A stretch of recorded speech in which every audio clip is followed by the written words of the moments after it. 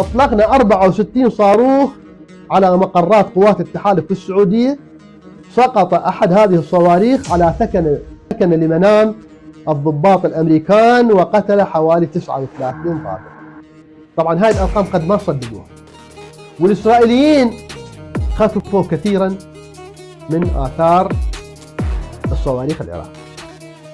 قالوا ما لها قيمة، ما لها تأثير، ولا لها أي آثار تدميرية على الأهداف الإسرائيلية. لكن بعد 30 سنة الجيش الإسرائيلي أفرج عن بعض لقطات من أرشيف متعلق بالضربات الصاروخية العراقية. شنو المعلومات اللي تسربت؟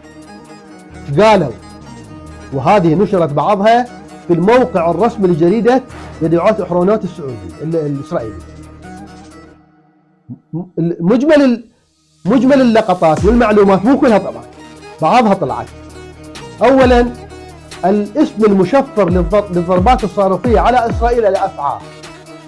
عندما يتحدث التلفزيون الاسرائيلي عن الافعى معناها الضربات الصاروخيه العراقيه، اسمها الافعى. اثنين،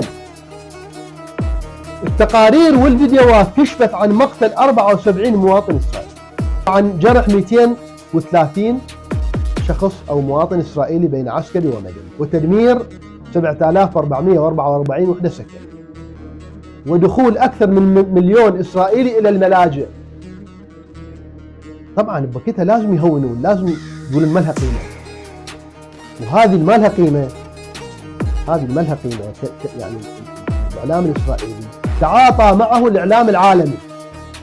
هسه احنا مو قضية صواريخ صدام، هي صواريخ العراق وتضربها. هسه صدام عبد الرحمن عارف ياهل بخير خليه يضرب، ما لها علاقة. احنا لازم نعتز بهذا العمل كعمل عراقي. ملاحظاتنا على صدام وعلى النظام نخليها جانب، بس هذا العمل عمل عراقي والصواريخ عراقية. والتاريخ راح يكتب ان العراق هو البلد العربي الوحيد اللي اطلق الصواريخ على اسرائيل. ومحاولة التقليل من قيمة هذا العمل غير صحيح، أبدا غير صحيح. فالإعلام مع الأسف، حتى الإعلام العربي وحتى الآن ما يميزون بين الموقف من صدام وبين الموقف الدولة العراقية من إسرائيل.